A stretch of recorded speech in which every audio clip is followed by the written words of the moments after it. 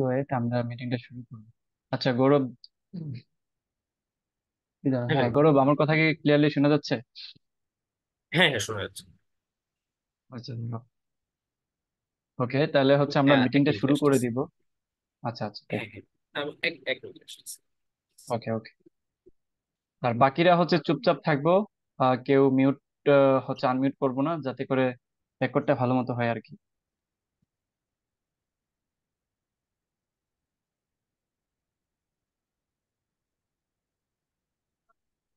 হ্যাঁ গৌরব, ফোন ছিল সম্পর্কে। হ্যাঁ, কি অবস্থা তোমার? আহ বলো তো, ভালো আছো তো এই নাকি? তো রে। হ্যাঁ আচ্ছা, হ্যাঁ। তো আহ, তো হচ্ছে আমরা সরাসরি কিছু কোয়েশ্চেনে চলে যাই। যেহেতু অনেকেই হচ্ছে, কি বলা যায়, তোমার মিটিং এর জন্য অপেক্ষা করতেছে। সো আই থিঙ্ক সরাসরি কোয়েশ্চেনেই চলে যাই। তো ফার্স্টে জানতে চাইবো আসলে তোমার অবশ্যই। যে চান্স পাওয়ার বা মেরিট আসার পরে যে অনুভূতিটা, সেটা যদি একটু বলতো আর কি। তোমার জুনিয়ররা এখানে আছে, সো অনুভূতিটা বলতে পারো। হ্যাঁ হ্যাঁ। তো আহ, আসলে চান্স পাওয়ার পরের অনুভূতিটা একটা মানে অন্যরকম একটা অনুভূতি, মানে জীবনে ফার্স্ট টাইম এই অনুভূতিটা হয়েছে। কিরকম, মানে কোনো কিছু যদি একবারে কঠোর পরিশ্রম করে পাওয়া যায়, তাহলে এই প্রাপ্তির যে আনন্দটা, সেটা মানে লোমহর্ষক একটা আনন্দ। আমি যখন ভাইয়া, আমি কি আমার অ্যাডমিশন জার্নিটা শেয়ার করতে পারি? হ্যাঁ হ্যাঁ, অবশ্যই অবশ্যই। তোমার এডমিশন জার্নিটা অবশ্যই শেয়ার করতে পারো, সমস্যা নেই। আচ্ছা। তো আমার মূলত ফার্স্ট ইয়ার থেকেই আমি বেশ পুরোদমই শুরু করছিলাম আহ, পড়াশোনাটা। কিন্তু মনের ভিতরে অতটা যে কনফিডেন্স ছিল যে হয়তোবা আমি ভালো করতে পারবো, এরকম কিন্তু আসলে প্রথম থেকে ছিল না। কিরকম, আমি যদি আমার আগের ট্র্যাক রেকর্ডটা বলি, যে ক্লাস ফাইভে আমার জিপিএ কিন্তু ফাইভ ছিল না। আমার ছিল হচ্ছে 4.58। ক্লাস এইটে আমার জিপিএ ছিল 4.5, 4.7। দেন এসএসসি এইচএসসি এই দুইটা পরে পরবর্তীতে ফাইভ হয়েছে। এসএসসি তে জিপিএ ফাইভ এবং এইচএসসি তে গোল্ডেন এক্স। তো যেহেতু ট্র্যাক রেকর্ডটা আগে থেকে এরকম ছিল, ওই জন্য মানে নিজের প্রতি যে একটা কনফিডেন্স, না যে না আমি পারবো, এটা কিন্তু আমার ছিল না ফার্স্টে। কিন্তু মনের মধ্যে একটা ইয়ে ছিল যে আহ চেষ্টা করে দেখি না একবার কি হয়। আচ্ছা পুরো দমে একবার চেষ্টা করি। তো ফার্স্ট ইয়ারে এই কথাটা মাথায় আসলো, তখন থেকে চেষ্টা করা শুরু। এবং আহ, সৃষ্টিকর্তার আশীর্বাদে পরবর্তীতে আমার এইচএসসি তে A+ হয়ে গেল। তো ইঞ্জিনিয়ারিং করার শখ ছিল, ওই জন্য কোচিং করতে গেলাম ঢাকায়। 4 মাস মোটামুটি আমার 12 বছরের শিক্ষা জীবনে যত কষ্ট করছি যোগ করলে অত কষ্ট হবে না। কিন্তু আচ্ছা, আমি যদি পর যদি একটু, হ্যাঁ বলবো, বিষয়টা হচ্ছে যে তুমি হ্যাঁ কোচিং এর জন্য কি ঢাকায় আসছিলা, মানে ফার্ম গেটে নাকি? হ্যাঁ হ্যাঁ, ফার্মগেট উদ্ভাসে আচ্ছা, কোচিং করছিলাম। তো হ্যাঁ, তো শুরু থেকেই তোমার ইচ্ছে ছিল যে তুমি ইঞ্জিনিয়ারিং পড়বা, লাইক রুয়েট, কুয়েট, চুয়েট কিংবা বুয়েট, তাই তো? Yes. আচ্ছা, তো সেইখানে তোমার রুয়েট, কুয়েট, চুয়েট এগুলো কি পরীক্ষা দেওয়ার মতো রিকোয়ারমেন্ট ফুলফিল হয়েছিল? হ্যাঁ হ্যাঁ, আমি সিস্টারটার আশীর্বাদে, বাবা মার আশীর্বাদে, টিচারদের আশীর্বাদে আমার মোটামুটি বেশ ভালোই নাম্বার ছিল এইচএসসি তে। ফার্স্ট ইয়ার থেকে একটু সিরিয়াস ভাবে পড়াশোনা করছিলাম, তো ফলে বেশ ভালো নাম্বার ছিল। তো সিকে রেট ওয়েট মোটামুটি সব জায়গায় পরীক্ষা দিতে পারছি আমি। যেখানে যেখানে অ্যাপ্লাই করছিলাম সব জায়গায় পরীক্ষা দিতে পারছিলাম। এরপর আহ পরে পরিশ্রম করছি সেই সময়, কিন্তু বুয়েট, ঢাবি এই দুটোরই পরীক্ষা দিয়েছিলাম, কিন্তু ওখানে অবশ্য সিলেক্টেড হইনি। পরবর্তীতে তো বাসায় এসে বেশ এছাড়া সিকে রুয়েটে, মানে চুইট রুয়েটে আমি যে পরীক্ষা দিয়েছিলাম, ওখানেও আমার পজিশন ছিল 4358, মানে ওয়েটিং এ ছিলাম আর কি। তো আচ্ছা বাসায় অ্যাডমিশন সিজন শেষ হলো, শেষ মানে ঢাকার চ্যাপ্টারটা ক্লোজ হলো। তারপর বাসায় আসার পর মানে মন থেকে বেশ ভেঙে পড়ছিলাম যে এত চেষ্টা করলাম, লাভটা কি হলো। মানে খুব মানে জীবন জীবন ছেড়ে দিতে চেষ্টা করছিলাম। তো তো এই জন্য বাসায় এসে মানে মন থেকে ভেঙে পড়ছিলাম যে কম্পিউটার, ভালো একটা সাবজেক্টে পড়ার ইচ্ছা ছিল, ওটা তো হচ্ছে না এখন। বেশ ডিপ্রেসড হয়ে বসলাম। তখন মাথায় আসলো যে সামনে একটা অপরচুনিটি আছে, সেটা হচ্ছে জিএসটি।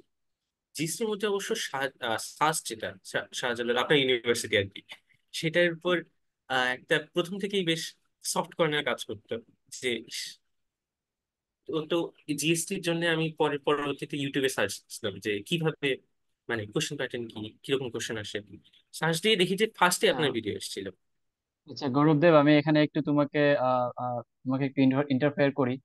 তো আহ, হ্যাঁ হ্যাঁ, বাকি অবশ্যই। যারা আছো এখানে, যারা আমাকে বা আমাদেরকে শুনতেছো, তাদের উদ্দেশ্যে এখানে একটা মেসেজ আমি দেই যে এরকম যারা আসলে রুয়েট কুয়েট চুয়েট তারপর বুয়েটে পরীক্ষা দিতে পারো নাই, কিংবা সামনে অনেকে পারবা না, যারা সেকেন্ড টাইমার আছো তারা তো অবশ্যই পারবা না, শুধুমাত্র জিএসটিটাই দিতে পারবে, তাই না? তো আহ, হুম হুম এখন রুয়েট কুয়েট চুয়েটে যারা চান্স পায় নাই, কিংবা যারা চান্স পাইছে, দুই দলের ক্ষেত্রে আসলে সাস্টের প্রতি যে একটা ফেসিনেশন কাজ করাটা, এটা দুই দলের ক্ষেত্রেই কিন্তু সেম। এবং এমনও আছে যে সে আমার সাথে কয়দিন আগেও কল হয়েছে একজনের, যে সে হচ্ছে কুয়েটের আর্কিটেকচারে পড়ে, কিন্তু সে হচ্ছে সাস্ট আইপিএ পড়তে চায়, এই জন্য সে চলে আসছে। তো এরকম অনেকেই আছে ইভেনচুয়ালি বুয়েটের শেষের দিকের সাবজেক্ট রেখেও কিন্তু সাস্টের যেই রয়্যাল ডিপার্টমেন্ট গুলা ওগুলাতে কিন্তু মানুষজন চলে আসে। তো তোমরা যারা একটা হুম। চিন্তার মধ্যে ছিলা বা অনেকটা হতাশার মধ্যে আছো, যেমনটা গৌরব বলল, যে যাদের ইঞ্জিনিয়ারিং পড়ার ইচ্ছা আছে, রুয়েট কুয়েট চুয়েট বুয়েটে যদি চান্স না হয় বা যদি পরীক্ষায় বসতে না পারো, তাহলে ভেঙে পড়ার মতো কিছু নাই। তোমার কিন্তু ইঞ্জিনিয়ারিং পড়ার ইচ্ছা থাকলে সেখানে সাস্ট অথবা জিএসটির মধ্যে সাস্ট কিন্তু একটা ভালো অপরচুনিটি, যেটা বাংলাদেশের অন্যান্য ইঞ্জিনিয়ারিং ইউনিভার্সিটির থেকে অনেক বেশি হাইপে থাকে, এবং অবশ্যই কোয়ান্টিটি কোয়ালিটি দুইটাই এখানে ভালো। হ্যাঁ, সো এটাতে কারো ডিপ্রেসড হওয়ার কিছু নাই। তারপর গৌরব, হ্যাঁ তুমি কন্টিনিউ করো। হ্যাঁ, তো ফার্স্টে যে ভিডিওটা এসেছিল সেটা হচ্ছে আপনার সেই স্ট্র্যাটেজি, এক্সাম্পল স্ট্র্যাটেজি ভিডিওটা। এই আচ্ছা ভিডিওটা আমি দেখছিলাম ঠিক আমার বুয়েটের রিটেনের ঠিক এক্স্যাক্টলি পরের দিনটা। মানে ভেঙে পড়ছিলাম সেই দিনই, আবার অবশ্য রেজাল্টটা বেরোয় গেছিল সিকিউরিটি। তো বেশ হতাশ অবস্থা। তো আচ্ছা, তুমি কি বাসে বুয়েটে চড়ে প্রিলি দিছিলা? আমি, হ্যাঁ হ্যাঁ, ফিলিতে টিকছিলাম, আচ্ছা বাট রিটেন রেজাল্ট খারাপ। আচ্ছা। ও আচ্ছা, আমার মতোই কাহিনী। তো হ্যাঁ আচ্ছা বলো। তো ওখানে আপনার এক্সাম্পল স্ট্র্যাটেজিটা দেখছিলাম। তো ওটা বেশ ইন্সপায়ারিং ছিল। তারপর ঠিক মনে করলাম যে আচ্ছা, হ্যাঁ, তো এত ভালো পজিশনে আছে এবং সাস্তে আছে। তো মানে চোখ জলজল করা শুরু করছিল আমার যে না, এখানে যাওয়া লাগবে। তো আপনার চ্যানেলে ঢুকিয়ে আপনার ঘুরে দাঁড়ানোর গল্প, যেটা যেটা একটা পোস্ট করছিলেন, সেখানে আপনার পরিশ্রম এবং আপনার যেটা স্ট্র্যাটেজি অনেকটা আমার সাথে মিলে যাচ্ছিল। যে ইঞ্জিনিয়ারিং পড়ার ইচ্ছা ছিল কিন্তু হ্যাঁ হ্যাঁ হ্যাঁ। ঠিক হয়ে উঠতেছিল না। তো ওটা দেখে বেশ অনুপ্রেরণা পেয়েছিলাম। পরবর্তীতে মনে হলো যে না, আমাকে যেতে হবে। তো সম্ভবত জিএসটি পরীক্ষার প্রায় এক সোয়া এক মাস ছিল সেই সময়, তখন আপনার কোর্সে আমি ঢুকেছিলাম। সেখান থেকে ধীরে ধীরে ট্রাই করতে করতে, আপনার গাইডলাইন ফলো করতে করতে, আপনার ক্লাসগুলো করতে করতে ধীরে ধীরে আগাই যাই। এবং পরবর্তীতে আমি আসলে, মানে আপনি একটা কথা বলছেন যে এক্সাম হলে যদি কেউ না ঘাবড়ায় তাহলে তার পরীক্ষা অবশ্যই হবে। তো বিশেষ করে জিএসটি পরীক্ষার আগের দিন আপনি যে ভিডিওটা পোস্ট করছিলেন যে ঘাবড়ানো যাবে না, বরং আগের দিন চিল করতে হবে। তো বিশ্বাস করেন, আমি আগের দিন রাতে গেম খেলছিলাম।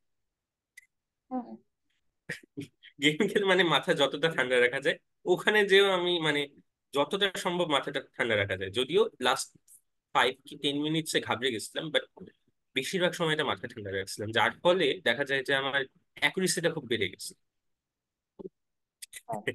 আচ্ছা, আমি এখানে কিছু কথা বলি গৌরবকে। আহ, যাই হোক, গ্রুপে অনেক কিছুই বলছে সে আসলে। তোমরা যারা আমাকে শুনতেছো তারা অনেকটাই গৌরবের কথা শুনে অনেক বেশি ইন্সপায়ার হবা। কেন সেটা বললাম, যে দেখো গৌরব কিন্তু বিষয়গুলো বিশ্বাস করছে, যে একজন ভাই, যে ভাই কিনা তার পজিশনে গেছে এবং তার মতোই হচ্ছে একটা জার্নি মধ্য দিয়ে আসছে, এবং সেই ভাই যেহেতু বলতেছে তার মানে সে ওইটা মনে প্রাণে ধারণ করছে, যে ভাইয়া যেভাবে বলছে এটা মিলে যাচ্ছে এবং ভাইয়ের কথাগুলো মানতে হবে। তাহলে এই যে সে এই জিনিসগুলা লজিক্যালি থিঙ্ক করলো এবং সে ওইটা ইমপ্লিমেন্ট করলো, যে পরীক্ষার আগে কেমন থাকা উচিত, বা ভাইয়ের পরীক্ষার আগে আগে কি বলে, কিংবা ভাইয়ের যে ভিডিও গুলাতে আসলে কি বুঝাইতে চায়, এই জিনিসগুলা সে শুধুমাত্র দেখে রাইখা দেয় নাই, যেটা বেশিরভাগ মানুষজন করে, যে ভিডিওটা দেখে দেখে ভালো লাগে দেন অফ করে সে তার আগের আগের পজিশনে চলে যায়। কিন্তু সেটা আসলে মানে অ্যাকচুয়ালি বেনিফিট দেয় না। তুমি একটা ভিডিও দেখার পরে তুমি ভাইয়ে কি বলছে সেটা নিয়ে চিন্তা করা এবং সেইভাবেই কাজ করা, এটা কিন্তু অনেক বেশি ইফেক্টিভ, যেটা গৌরবে করছে এবং সে ভালো একটা র্যাঙ্ক করছে কিন্তু। হ্যাঁ, তো তোমরা যারা আসলে সামনে পরীক্ষা দিবা সেকেন্ড টাইমার, এখানে বেশিরভাগই যারা জয়েন করছো কিংবা যারা দেখবা, তারা কিন্তু ওই গৌরবের মতোই কিন্তু জিনিসটা ফিল করবা যে আসলে তার পক্ষে সম্ভব যদি সে ওই গাইডলাইন গুলা সঠিক মতো ফলো করতে পারে। এটা হচ্ছে একটা বিষয়। আর সে হচ্ছে একটা জাস্ট একটা উদাহরণ দিছে যে ভাই আপনি পরীক্ষার আগে এভাবে বলছিলেন চিন্তা করতে, আমি এইভাবে করছি দেন হয়েছে। বাট তার চেষ্টাটা এখানে সবচেয়ে বড় ব্যাপার কিন্তু। দেখো, শুধুমাত্র পরীক্ষার আগের যে বিষয়টা সেটা একটা উদাহরণ ছিল, তো সেভাবে তুমি যারা চান্স পাইছে তাদের কথাগুলো অনেক বেশি তোমরা হচ্ছে মনে প্রাণে ধারণ করা উচিত, তাই না? তুমি তার যেই যে কি বলে যে স্ট্র্যাটেজি কিংবা তার যে জার্নি, ওইটা হয়তো তোমার সাথে হুবহু মিলবে না, কিন্তু তুমি দেখবা যে ঠিক তার মতোই তোমার প্রেশারটা হচ্ছে কিংবা তার মতোই থিঙ্কিংটা হচ্ছে, যে পরীক্ষার হলে কোয়েশ্চেন দেওয়ার পরে, একটা কোয়েশ্চেন হাতে পাওয়ার পরে কিভাবে সেখানে আসলে প্রায় 1.5 লাখ মানুষজন পরীক্ষা দিচ্ছে, তাদের থেকে একটা সিট আসলে কিভাবে নিজের করে নেওয়া যায়। তার উপরে তার বুয়েটের প্রিলিতে টিকসে কিন্তু রিটেনে হয় নাই, ওদিকে রুয়েট কুয়েট চুয়েটও ভালো পজিশন আসে নাই। সে সব কিছু ফেলিওর কিন্তু মাথায় নিয়ে কিন্তু সেখানে সে কিন্তু ভালো করছে। তো এটার পেছনে নিশ্চয়ই নিশ্চয়ই ভিডিও যেমন কাজ করে, ভাইদের কথা যেমন কাজ করে, তেমনি নিজের যে একটা কি বলা যায়, নিজের ভিতরে যে নিজের কনফিডেন্স, সেটা অনেক বেশি কাজ করে। আচ্ছা গৌরবকে আমি একটা কোশ্চেন করব, যে যখন আমার কি বলা যায় শেষ মুহূর্তে এসে যখন আমার কোর্স সম্পর্কে তুমি জানলা, বা জিএসটি সম্পর্কে যে আমি বলছিলাম যে এখানে মাত্র 25টা ক্লাস করানো হয়, এইভাবে এইভাবে করানো হয়, তো তুমি কি মনে করে কোর্স গুলা নিছিলা, এবং কোর্স নেওয়ার পরে তোমার মানে আসলে তোমার ইমপ্রুভমেন্টটা কিভাবে হয়েছে, এবং তুমি কি মনে করো যে কোর্স গুলো আসলে কিভাবে তোমার উপর ইফেক্টিভ ফালাইছিল, বা ওইখানে মেন্টরিং যে বিষয়টা, যেটা আমি মনে হয় একমাত্র করাই, তো ওই জিনিসটা কিভাবে তোমার মানে কাজ করছে সেটা যদি একটু বলো আর কি, যারা আছে। আচ্ছা, তো শেষ মুহূর্তে বলতে, হ্যাঁ, বেসিক্যালি শেষ মুহূর্তে আমি কোর্সটা লিখেছিলাম।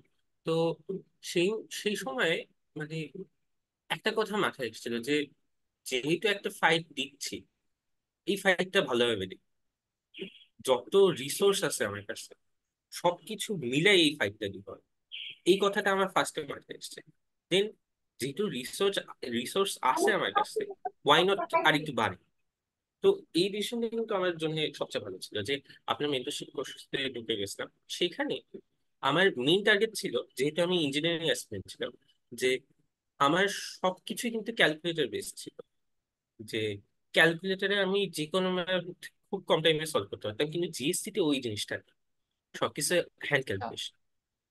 তো আপনার ক্লাসে বিশেষ করে তড়িৎ রসায়ন চ্যাপ্টারটা, তড়িৎ রসায়ন চ্যাপ্টারে আপনার যেটা লগের একটা শর্টকাট টেকনিক শিখলেন, যে ওইদিকে যত মান বড় হবে তত এইদিকে একটু কমে আসবে। তো এই জিনিস এই এই জিনিস, তারপর আরো বেশি কিছু হ্যান্ড ক্যালকুলেশনের ট্রিক্স, এগুলা আমার খুব খুব হেল্প করছিল। আর কিছু কিছু জিনিসপাতি আপনি ভিডিওটা বলছিলেন এবং ক্লাসে বিশেষ করে বলছিলেন যে প্রতিদিন একটা একটা করে অন্তত অন্তত পক্ষে প্রতিদিন একটা পরীক্ষা দেওয়ার কথা। ওইটা আমি মানছিলাম, এবং প্রতিদিনই আমি একটা করে পরীক্ষা দিয়েছিলাম। ফল কি হয়েছিল, এই জিএসসি যে কোটি কোটি জায়গার মধ্যে অঙ্ক করা, ওই জিনিসটা আমার মোটামুটি একটা ভালো অভ্যাসে চলে এসেছিল। আর টাইম লিমিটে 60 মিনিটসে এতগুলো কোশ্চেন সলভ করতে হবে, ওই জিনিসটা আমার অভ্যাসে চলে এসেছিল। ফলে মানে বেশ একটা প্র্যাকটিস তৈরি হয়ে গেছে। কিন্তু এই জিনিসটা, এই যে গাইডলাইনটা, এটা আমি অন্য কোথাও পেতাম না। ধরেন আমি যদি আপনার কোর্সে ভর্তি না হতে পারতাম, তাহলে এই যে ট্রিক্স গুলো, এটা আমি আর কোথাও পেতাম না। এই জন্য আমার one of the best decisions for my admission journey আচ্ছা, আমি এটা ছিল। এখানে কিছু জিনিস আমি বাকিদেরকেও বলি। অ্যাকচুয়ালি দেখো, আমরা আসলে এই যে এডমিশন সিজনে বা যারা সেকেন্ড টাইমার আছে, তারা কিন্তু মানে মোটামুটি যে কি কি তার পড়া লাগবে, এবং অ্যাকচুয়ালি তার প্রিপারেশন কিন্তু আমার মনে হয় যে সেকেন্ড টাইমার যারা আর এবং শেষ টাইমে যে তুমি কোর্সটা নিছিলা, তোমাদের প্রিপারেশন আমি জানি যে অনেকটাই মানে আহ, শেষ হয়ে গেছে। কারণ সবগুলো টপিক তোমাদের মোটামুটি পড়া হয়ে গেছে। বাট আহ, আসলে টপিক গুলা কিভাবে পড়া উচিত, কতটুকু পড়া উচিত, এবং সেগুলা শুধু পড়লে হবে না। এই যে যেটা আমি শিখাইছিলাম যে কিভাবে অল্প জায়গার ভিতরে আসলে একটা পরীক্ষায়, আসলে একটা কম্পিটিটিভ পরীক্ষায় বিশ্ববিদ্যালয় চাই কি, শুধুমাত্র তুমি প্রবলেম সলভ করতে পারো কিংবা তুমি অনেক মেধাবী, এই জিনিসটা কিন্তু ওরা মানে খেয়ালই করে না। তাদের মেইন উদ্দেশ্য হচ্ছে যে পরীক্ষার হলে যে যে কোয়েশ্চেন গুলো দেওয়া আছে ওইগুলো কি সে ভালো মতো সলভ করতে পারতেছে কিনা, সে ওই টাইমের ভিতরে 1 ঘন্টার ভিতরে কি সে এগুলা সলভ করে দিয়ে আসতে পারতেছে কিনা। তাহলে এই জিনিসটা যদি ওরা চায় তাহলে আমাকে ওইভাবে কিন্তু কি বলা যায়, ট্রেন হইতে হবে যে আমি অল্প জায়গার ভিতরে একটা প্রবলেম আমি 1 পৃষ্ঠা করতে পারবো না, আমাকে অল্প জায়গার ভিতরে করে দিয়ে আসতে হবে। তাহলে আমাকে প্রসেসটা শর্টকাটে নিয়ে আসতে হবে এবং এমন শর্টকাট ইউজ করতে হবে যেটা আসলে আমাকে কম সময়ের ভিতরে যেমন সলভ করতে সাহায্য করবে, এবং আরেকটা জিনিস সাহায্য করবে যে আমাকে অল্প জায়গা নিতে সাহায্য করবে। তাহলে এই জিনিসটা আমি আসলে আমার কোর্সে এখন পর্যন্ত যতগুলা কোর্স করাইছি সবগুলাতে এরকমই আমি আসলে সবাইকে ট্রেন করাই এবং সামনে করাচ্ছি যে আসলে যে শুধুমাত্র পড়লে হয় না, এখানে কিছু ব্যাপার থাকে যে কিভাবে আসলে পরীক্ষার হলে যেভাবে চাচ্ছে যে 1 ঘন্টার ভিতরে আমি কিভাবে সলভ করে দিয়ে আসতে পারি। তো গৌরবে যেটা বললো যে সে আসলে ওইখান থেকে কিছু ট্রিক্স যেমন শিখছে এবং আরো কিছু জিনিস শিখছে যে তার ওই যে কি বলা যায়, পরীক্ষার জন্য যা যা প্রয়োজন, পরীক্ষায় একটা পরীক্ষায় আসলে কিরকম ট্রিক্স আসলে দিতে হয় এবং কিভাবে টিচাররা আসলে, বিশ্ববিদ্যালয়ের টিচার আসলে একটা স্টুডেন্টের কাছে কি কি চায়, সেই জিনিসগুলো সে কিন্তু এখান থেকে শিখতে পারছে। এবং মেন্টর হিসাবে সে পাইছে, সে জানছে যে আসলে ক্লাসে থেকে সে বুঝতে পারছে যে কি কি তার করা উচিত, যেমন পরীক্ষার বিষয়টা। সে হয়তোবা যদি এটা না শুনতো তাহলে সে হয়তো বা পরীক্ষা দিত না, সে হয়তো বাসায় বসে পরীক্ষা দিত না। সে ভাবতো যে আচ্ছা ঠিক আছে আমি পরে পরীক্ষা দিব, কিংবা আমি আরো পরে পরীক্ষা দিব। কিন্তু একজন মেন্টর থাকার কারণে সে তাকে ফোর্স করছে যে ভাইয়া তুমি যদি এখন থেকে পরীক্ষা না দাও তাহলে তোমার এই প্রবলেম হতে পারে। যার কারণে আসলে মেন্টরশিপ কোর্স, যেটা আসলে অনেক বেশি হেল্প করে, যে একটা হ্যান্ড, হেল্পিং হ্যান্ড, একটা ভাই হিসেবে কাজ করে, যে তোমাকে বলতেছে যে এইভাবে এইভাবে হাঁটো, এইভাবে এইভাবে আগাও। এই বিষয়টা অনেক বেশি আসলে মেন্টরশিপ কোর্সে কি বলে যে হেল্প করে। আর গৌরবকে আমি একটা জিনিস জিজ্ঞেস করব যে অ্যাকচুয়ালি তোমার এডমিশনের যে এই শেষ সময়টাতে যখন তুমি কোর্সে ভর্তি হয়েছিলা, তো এর আগে পর্যন্ত তোমার যেহেতু অন্য কোথাও অত ভালো মেরিট আসে নাই কিংবা চান্স হয় নাই, তখন আসলে এই ভাইদের কথা কিংবা আমার ভিডিও কিংবা কোর্স, এই বিষয়গুলো আসলে তোমাকে পড়াশোনার পাশাপাশি মানে মন শক্ত রাখা কিংবা মেন্টাল প্রেশারটাকে একটু কমায় নিয়ে আসা, এই সকল ব্যাপারে আসলে কিভাবে আসলে হেল্প করছে, এবং তোমার জুনিয়র যারা তোমাকে দেখতেছে তাদেরকে আসলে তুমি কি পরামর্শ দিবা, বিশেষ করে মেন্টরশিপ কিংবা ক্লাসের কথা যদি চিন্তা করে, কিংবা মানসিক যে প্রস্তুতি সেটার জন্য আসলে কি, প্রস্তুতির জন্য তুমি কি আসলে বলবা, সেটা যদি একটু বলো আর কি, তাহলে উপকার হবে তাদের। হ্যাঁ। আচ্ছা, যদি ফার্স্টে আমি মানসিক প্রিপারেশনের উপর কথা বলি, মানসিক প্রিপারেশনটা কিন্তু বেশ ইম্পর্টেন্ট একটা জিনিস অবশ্যই। কারণ যদি কেউ মেন্টালিটি সেট করে রাখে যে না আমি হয়তো বা এটা পারবো, অথবা যদি কেউ এরকম মনে করে রাখে যে এই এমনি পরীক্ষা দিচ্ছে, এটা আমার দিয়ে হবে না, হয়তো বা 30,000 বা 40,000-এর দিকে সিরিয়াল হবে, পরীক্ষা দিয়ে লাভ কি, এই যাবো ঘুরে চলে আসবো, এরকম মেন্টালিটি নিয়ে আসলে হবে না। এটা কি হচ্ছে, একটা মানসিক প্রেশার একটা এক্সট্রা বেড়ে যাচ্ছে, ফলে আহ বা এই ধীরে ধীরে এই প্রেশার গুলা জমতে থাকে, জমে ঠিক যেটা এক্সামের দিন ওখানে এগুলা মানে একবারে বেরিয়ে আসে, মাথা একবারে জ্যাম করে ফেলে। এক্স্যাক্টলি যেটা হয়েছিল আমার বুয়েটের রিটেন এক্সাম, যে এত টেনশন ছিল যে মাথা জ্যাম হয়ে গেছিল ওখানে, যে অবশ্য জ্বরও ছিল, বাট এই জিনিসটা বেশ জ্যাম করে ফেলে। কিন্তু এই যে প্রবলেমটা আছে, এই প্রবলেম থেকে মুক্তি পেতে মেন্টাল এর গুরুত্ব আসলে মানে অনেক বেশি। কারণ একজন মেন্টর যেহেতু এই পরিস্থিতিগুলো পার করে এসেছে, ইভেন জাহিদ ভাইয়ের থেকে এত ভালো এরকম আমার মনে হয় না কেউ বলতে পারবে, যে আ- আপনার সেকেন্ড টাইমের গল্প যা শুনছি এতটা ফার্স্ট্রেশনের ভিতর দিয়ে আপনি গেছেন। তো ফার্স্ট্রেশন জিনিসটা যেহেতু একজন মেন্টর অলরেডি ফেস করে এসেছে, সেহেতু এটার থেকে মুক্তির পথ উনি ছাড়া আর কেউ ভালো বলতে পারবে না।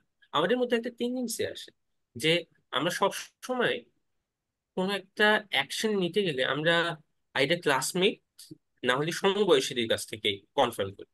বড়দের কাছে বলতে একটু লজ্জা পাই, সত্যি কথা যেটা। তো কি হয়, তারা তো ফেস করে আসেনি, তারা তো কখনোই এই জিনিসটা ফেস করেনি, ফলে কি হবে, আমার মাথায় যেটা চলতেছে ওর মাথায় সেটা চলতেছে, এবং যদি ভুল হয় তাহলে ভুলটাই বলবে। কিন্তু যদি কেউ এই জিনিসটা মেন্টরের কাছ থেকে পাবে, যেমন আমার ক্ষেত্রে এটা হয়েছিল যে এই পরীক্ষার বিষয়টা আমার মাথায় চিন্তা হচ্ছিল যে আহ আচ্ছা, এখন তো আমার বেশি করে পড়াশোনা করা লাগবে, পরীক্ষাটা আমি পরে পরে দিব, লাস্টে 3 দিন অথবা ওই প্রথমের দিকে বা মাঝখানের দিকে কোনো একদিন একটা বা দুইটা দিব, জাস্ট টেস্ট করার জন্য। সমবয়সী হলেও বা ক্লাসমেট হলেও এই কথাটা বলতো বেশিরভাগ ক্ষেত্রে। কিন্তু একজন মেন্টর যেহেতু এইগুলো ফেস করে এসছে, সেহেতু উনি এই কথাগুলো বলবেন না। অবশ্যই উনি যেটা সবচেয়ে ভালো হয় সেটা বলবেন। এবং এই মেন্টাল প্রেশারটা কমানোর জন্য, যেমন আপনি বলছিলেন যে আগের দিন রাতে বা আগের দিনটা সবচেয়ে বেশি চিল থাকার কথা, ওই জিনিসটা না হলে অন্য কি হলে বলতো যে ঘুমায় পর কোয়েশ্চেন ব্যাংক 5বার রিভিশন দেন, এই কথাটা বলতো যে আহ, মাথা ঠান্ডা রাখার কথা। এই জিনিসটার জন্য, অন্ততপক্ষে এই কথাটার জন্য, যে মাথা ঠান্ডা ঠান্ডা রাখতে হবে এবং আত্মবিশ্বাস রাখতে হবে, যা- যদি এটা রাখতে পারো তাহলে তুমি অবশ্যই পারবে। এই জাস্ট এই কথাটুকু শোনার জন্য একটা মেন্টর দরকার, কারণ এইটা সমবয়সী থেকে আসবে না। এবং ওই বড়দেরকে বলার তো আমরা সাহসী পাই না কথাটা। আচ্ছা, আমি গৌরবের অনেক চমৎকার বলছে। তো বিষয়টা হচ্ছে কি, যে আশা করি তোমরা গৌরবের কথাগুলা মানে এতক্ষণে বুঝে গেছো যে গৌরব আসলে কি বোঝানোর চেষ্টা করছে। তাহলে অ্যাকচুয়ালি গৌরবের সাথে তোমরা অনেকেই একমত হবা যে আহ সমবয়সীদের কাছে যদি কেউ বলে যে মামা আমার তো এই জায়গায় চান্স হয় নাই, কি করব, তাহলে সে হয়তো তোমাকে, যদি খুব কাছের মানে খুব তোমার মানে মনে হয় যে সে তোমার খুবই ক্লোজ ফ্রেন্ড, তাহলে সে তোমাকে তার মতো করে কিছু একটা বলে দিবে। কারণ সে আসলে ওই ধরনের প্রবলেম ফেস করতেছে না, কিংবা সে সাকসেসের জায়গায় যে সে আসলে তোমার যে বিষয়টা সেটা সে ফিল করতে পারবে না। এটা হচ্ছে প্রথম বিষয়। আর মেন্টর এখানে কি বলে, দেখো মেন্টর হচ্ছে সেই যে হচ্ছে তুমি যেই পথে হারছো, মেন্টর এর থেকে আরো অনেক বেশি প্রবলেম ফেস করে তারপর সে এই জায়গায় আসছে। তাহলে সে লিস্ট এইটা তোমাকে বলে দিবে যে ভাই এই মুহূর্তে পরীক্ষার আগে কুত্তার মতো পড়ার দরকার নাই। পরীক্ষার আগে কুত্তার মতো পড়লে পরীক্ষার দিন যায় তুমি পারফরমেন্স করতে পারবা না।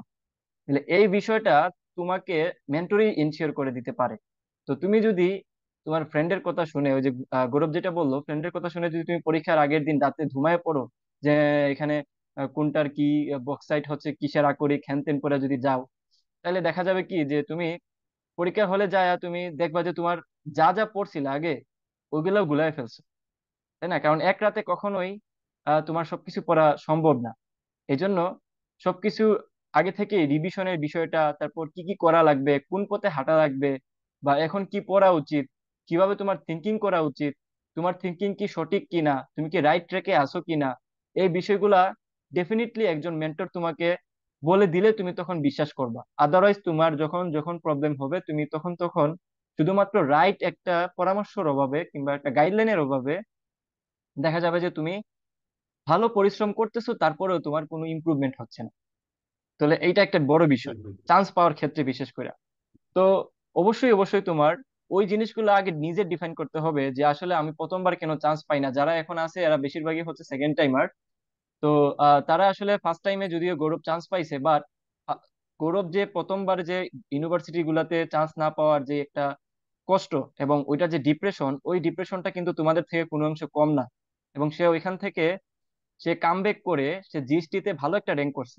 তাহলে এটা অবশ্যই একটা এপ্রিসিয়েট করার মতো জিনিস। এবং সে যেহেতু এই জিনিসগুলো তোমাদেরকে বলছে, তোমরা অবশ্যই অবশ্যই এই জিনিসগুলো একটু ভালো মতো আত্মস্থ করবা যে গৌরব আসলে কি বলার চেষ্টা করছে, আবার অ্যাকচুয়ালি মেন্টর আসলে কি সাহায্য করতে পারে। বিশেষ করে যেমন অনেকে আসলে বলে যে কিসের মেন্টর, মানে অনেকেই বলে যে মেন্টর কি, আবার মানে মেন্টরে কি করে।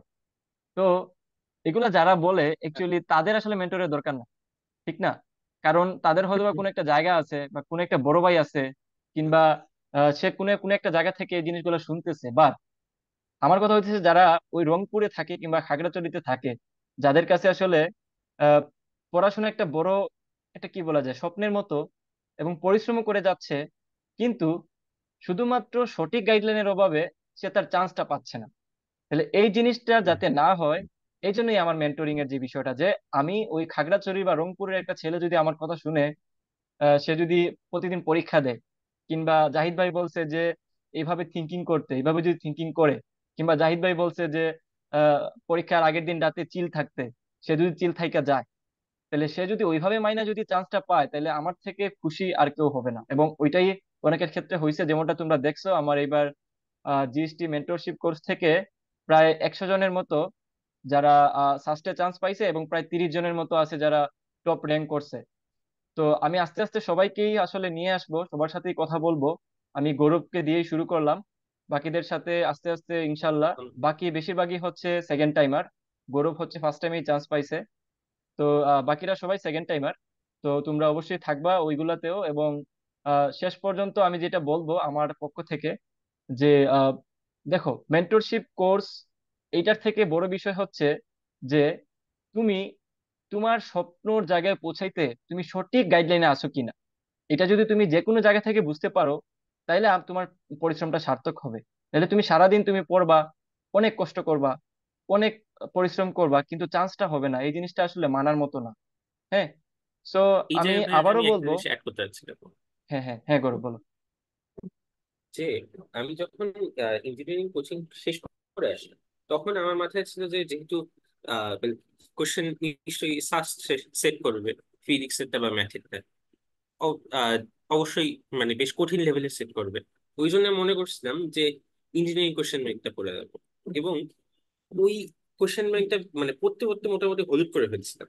কিন্তু ওইটা হ্যাঁ, যদি আমি এই সময় পড়তাম তাহলে কিন্তু লাভ হতো না, কারণ জিনিসপাতি সম্পূর্ণভাবে ডিফারেন্ট। আমি আমি ঠিক করে নিছিলাম যে এই জিনিসটা আমি মুখস্থ করে যাবো, বাট ওই সময় করলে কিন্তু আমি ধরে পরবর্তীতে যখন বললেন যে আগের বছর কোশ্চেন গুলা অ্যানালাইসিস করতে হবে, তখন আমি এই কি বল ভার্সিটির একটা বই, ভার্সিটি বলতে জিএসটি বই আর কি, সেটা নিয়ে আহ, গত বছর কোশ্চেন গুলো সলভ করা শুরু করছে, এবং মোটামুটি দাগায় দাগায় সলভ করা শুরু করছিলাম। হ্যাঁ, হ্যাঁ, হ্যাঁ, দেখা যাচ্ছে। পাশাপাশি দাগায় দাগায়, আচ্ছা ফিজিক্স এর গুলা দেখালে ভালো হতো, যাই হোক। তো ওখানে মানে দাগায় দাগায় সলভ করা শুরু করছিলাম। তো যদি এই জ্ঞানটা আমার না থাকতো যে ওগুলা করলে কিন্তু আসলে লাভ নেই, এই প্রিভিয়াস ইয়ার গুলো করলেই যে অ্যাকচুয়ালি সাকসেস পাওয়া যাবে, এটা যদি না জানতো তাহলে কিন্তু এটা করতাম না। তো ওভারঅল পজিটিভ। হ্যাঁ। তো এই যে গৌরবে যেটা বলছে যে অনেকেই কিন্তু ওই যে কোশ্চেন কঠিন হবে কিংবা সহজ হবে এগুলা ভালো মতো অ্যানালাইসিস না করে শুধুমাত্র সে ইঞ্জিনিয়ারিং কোশ্চেন ব্যাংক সলভ করে যায় সারাক্ষণ। এইটা করতে যায় দেখা যায় কি যে অ্যাকচুয়ালি গৌরব যেটা বললো যে আসলে দেখো, প্রত্যেক বছর কিন্তু কোশ্চেন প্যাটার্ন কিছুটা হলেও চেঞ্জ হয়। হ্যাঁ। ম্যাথ অনেক ইজি আসছে কিন্তু গৌরবের, তোমরা যারা গৌরবে যে এবার পরীক্ষা দিছে বা এবার যারা পরীক্ষা দিছে, তো অনেকে আসলে কি করছে জানো, মানে আগে সাস্টের ম্যাথ, বুয়েটের ম্যাথ হ্যান ত্যান কইরা যায় চাই, কিন্তু দেখা যায় যে ইজি জিনিসগুলাই সে পারতেছে না, কারণ ক্যালকুলেশন পারেন। ঠিক না? তো এত কঠিন কঠিন জিনিস মানে পড়ার কোনো আসলে কোনো মানে নাই। তো এই জায়গাটাতে কিন্তু তাকে হেল্প করার জন্য কিন্তু একজন মেন্টর লাগে, যে মেন্টরে বলে যে শালা, যদিও গালি দেওয়া উচিত না, যে বলে যে তুই এখন এই যে কি বলা যায়, ইঞ্জিনিয়ারিং কোশ্চেন ব্যাংক সলভ না করে, যেহেতু তোর প্রবলেম হচ্ছে শর্ট ক্যালকুলেশন পারিস না, তুই হচ্ছে শর্টকাট জানিস না, তাহলে তুই হচ্ছে এইভাবে পড়। ঠিক না? তো এরকম গৌরবের মতো অনেকেই আছে যে আমাকে জিজ্ঞেস করছিল যে ভাইয়া, কোর্স থাকা অবস্থা, যে ভাই আমি কি করব, আমি কি কোশ্চেন ব্যাংক, ইঞ্জিনিয়ারিং কোশ্চেন ব্যাংকটা সলভ করব, কারণ কোশ্চেন তো কঠিন হয় সাস্টে করে, কি করব? আমি সবাইকে বলছিলাম যে খবরদার এটা করবা, শুধুমাত্র ম্যাথের জন্য একটু দেখে যাবা, বাকি সব কিছু কিন্তু ভার্সিটি ইউনিটের জন্য পড়ে যাবা। এবং ওইটাই হয়েছে, পরীক্ষার কোশ্চেন প্যাটার্ন দেখে বুঝতে পারছো যে সবই আসছে ইজি ইজি কোশ্চেন, কিন্তু ক্যালকুলেশন করে দিয়ে আসতে হয়, ছোট ছোট ক্যালকুলেশন। অত আহামরি কিছু আসে নাই যে তোমার একদম বুয়েটের প্রবলেম তারপর সাস্টের আগের প্রবলেম দেখতে হবে, ওরকম কিছু হয় নাই। তো এই জন্য হইলেও কিন্তু একজন মেন্টর লাগে, ঠিক আছে? কারণ তোমাদের কাছে সব ধরনের তথ্য পৌঁছায় না, যারা অ্যাকচুয়ালি সঠিক গাইডলাইনের অভাবে পড়ে আছে, তাই না? তোমরা ইউটিউবে যা র্যান্ডমলি ভিডিও দেখো, তো ইউটিউবের ভাইয়েরা নানান ধরনের মশলা দেয়, কিন্তু অ্যাকচুয়াল জিনিসটা কেউ বলে না, যে ভাই তুমি এভাবে পড়ো। সবাই বলে যে এই এই কোর্স নাও, এই কোর্সে হচ্ছে তোমাকে পুরা সিলেবাস শেষ করায় দিবে, কিন্তু পরীক্ষায় যে সিলেবাস আসে না, আসে যে তোমার একটা শান্টের অঙ্ক তুমি ফুল একটা ম্যাথ ফর্মুলা দিয়ে করবা, নাকি তুমি শর্টকাট দিয়ে করবা শান্টের ম্যাথ। এবং একটা বস্তু উপর থেকে নিচে পড়তেছে, সেটা কোন জায়গায় বিভব শক্তি গতিশক্তি সামথিং গুণ হবে, এটা কি তুমি বসায় বসায় এক্স ভূমি থেকে ধরলাম এক্স মিটার এভাবে করবা, নাকি 10 সেকেন্ডে করা যায় এমন একটা শর্টকাট দিয়ে করবা? এই জিনিসটা কিন্তু কেউ বলে না। ঠিক আছে, তো এই জিনিসগুলো অবশ্যই অবশ্যই তোমরা যারা সামনে প্রস্তুতি নিবা তারা এই জিনিসগুলো অবশ্যই খেয়াল করবা। এবং আমি গৌরবের মাধ্যমে শেষ করে দিব আজকের মিটিংটা। গৌরব, তুমি তোমাদের জুনিয়রদের উদ্দেশ্যে তোমার নিজের জীবন থেকে যা যা শিখছো এডমিশন লাইফ থেকে, ওগুলা থেকে তুমি যদি কোনো পরামর্শ দাও, যারা পড়তে চায় বিশেষ করে ফার্স্টে, যারা ভালো র্যাঙ্ক করতে চায় তোমার মতো, তাদেরকে তুমি যদি কিছু বলো আর কি। আচ্ছা, তো আমি গেস করছি যে এখানে বেসিকলি তিন ধরনের মানুষ আছে যারা একাডেমিক এ আছে কারেন্টলি, মানে এইচএসসি দিচ্ছে বা দিবে একাডেমিক স্তরে। দেন হচ্ছে অ্যাডমিশন যারা প্রার্থী, তাদের এখন সংখ্যা কম যদিও, বাট পরবর্তীতে মানুষ গাইডলাইন নেবে। আর ফাইনালি হচ্ছে যারা সেকেন্ড টাইম। এখন সেকেন্ড টাইমে তো আমি আহ, অত এক্সপিরিয়েন্স নাই আমার, সেটার কথা হতে পারে না, কিন্তু আগের দুইটার কথা আমি বলতে পারি।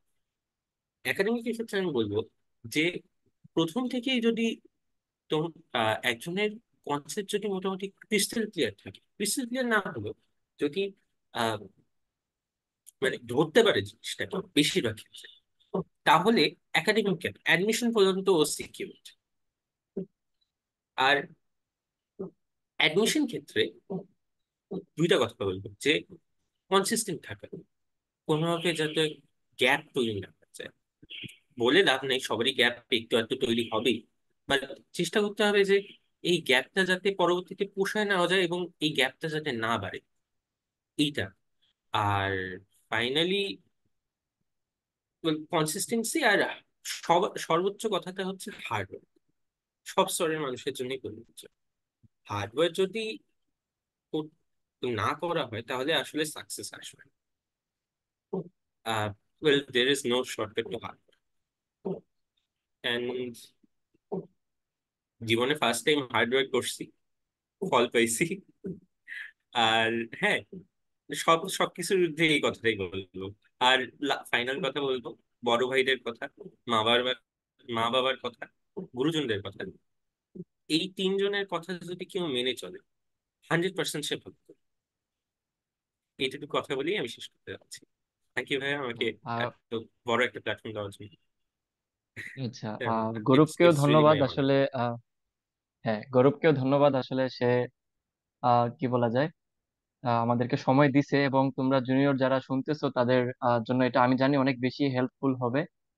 এবং আমি অবশ্যই সেটা এই ভিডিওটা অনেক প্রচার করব, যাতে করে যারা পরীক্ষা দিবা তারা এটা শুনতে পারো। আর গৌরব যেটা বললো সে চমৎকার কিছু কথা বলে শেষ করলো, যে সর্বোপরি হচ্ছে হার্ডওয়ার্কিং এর উপরে কিছু নাই, দেয়ার ইজ নো শর্টকাট। এই বিষয়গুলো আসলে নতুন করে আমাকেও আসলে এটা অনেকটা কি বলা যায় ফিডব্যাক দিল, যে হ্যাঁ, হার্ডওয়ার্কিং এর আসলে কি বলা যায় বাইরে আর কিছু নাই। এটা সব স্তরেই আসলে, যে কোনো জায়গায় তুমি বিশ্ববিদ্যালয়ে ভর্তি হওয়ার পরে যে কোনো স্তরে তোমাকে হার্ডওয়ার্কিং করতে হবে। তারপর যেটা বললো সে, যে গুরুজনদের কথা অবশ্যই শুনতে হবে। তারা আসলে যা যা বলে সেগুলো একটু মেনে চলতে হবে। যদি তুমি একজন মেন্টরের কথা না শুনো না মানো, সে যদি বলে একটা জিনিস, তুমি যদি জাজমেন্টাল হয়ে যাও যে ভাই এটা কেন বলছে, এটা তো ঠিক না, তো তুমি যদি নিজে নিজে যদি তুমি নিজে জাজমেন্টাল হয়ে যাও, যে তুমি নিজে জাজ করা শুরু করো, তাহলে আসলে কোনোভাবেই তুমি না ভাইয়ের কথা শুই না তোমার ভাল লাগবে, না তুমি মানতে তোমার ভাল লাগবে। তো কখনো অ্যারোগেন্ট হবা না। যে তোমার স্বপ্নের জায়গায় পৌঁছায় গেছে, সে তোমাকে যে কথাগুলো বলতেছে সেগুলো তুমি শুনবা। শোনার পরে যদি মনে হয় যে এগুলো ভালো হয় নাই, তাহলে তুমি ইগনোর করবা। বাট যেগুলো অ্যাকচুয়ালি মনে হয় যে হ্যাঁ আমার সাথে মিলতেছে, যেমনটা গৌরবের সাথে আমার সাথে মিলছে, গৌরব সেটা মানছে, এবং যেটা তোমার সাথেও মিলবে তুমি যেটা মেনে নিবা এবং ওই অনুযায়ী কাজ করবা, তাহলে একদিন হয়তো তুমি গৌরবের মতোই বলা যায় কি যে এরকম বলতে পারবা যে হ্যাঁ আমি এভাবে এভাবে পড়ছি, ইনশাল্লাহ তোমরাও চান্স পাবে। সো আজকে এইটুকুই ছিল। আমি আর কারো কোশ্চেন নিব না যারা আমাদের অডিয়েন্স আছে, কারণ আমাদের অতটুকু সময় নাই। পরবর্তীতে হয়তো অডিয়েন্সের কথাবার্তা আমরা শুনবো, এবং গৌরবের সাথে আরো অনেক কথাবার্তা হবে ইনশাল্লাহ সামনে। তো সবার জন্য অনেক শুভকামনা থাকলো, এবং গৌরবকেও ধন্যবাদ মিটিংটাতে অ্যাটেন্ড করার জন্য। তো আজকে এই পর্যন্তই। সবারই আসলে কি হয়, স্বপ্নটা পূরণ হোক। ওকে, টাটা। থ্যাংক ইউ ভাইয়া।